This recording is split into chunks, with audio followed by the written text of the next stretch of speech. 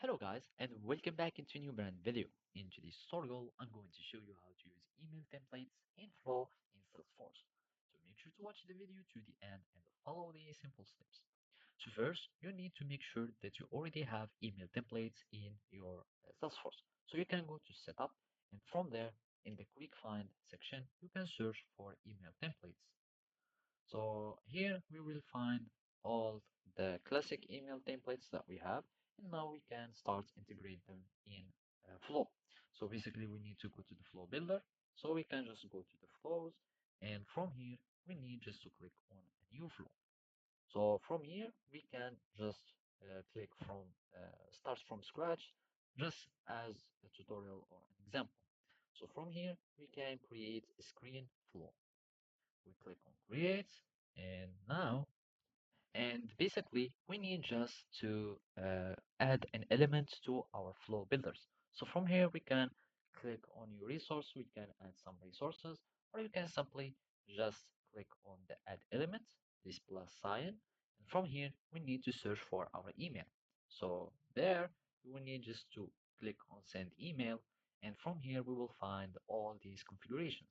So basically we need to give it a label, which is a name. So send email to somewhere and give it an API name.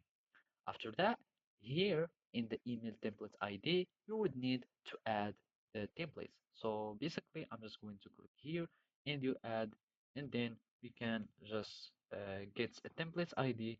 So we need just to search for some template IDs, or you can simply just type this.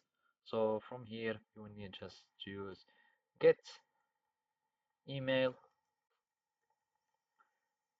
templates ID. Templates, because you need to get them from the resources, which is this one. You will need to have some new resources, and you need just to search for a record, and you will get them there. So basically, I'm just going to do like this, and this is where how we can get our email ID, and basically we should add it here.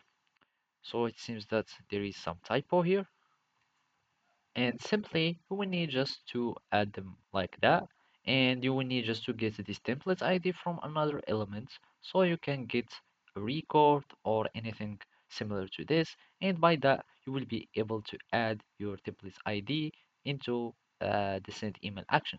So basically that's it. Thank you for watching and see you next time.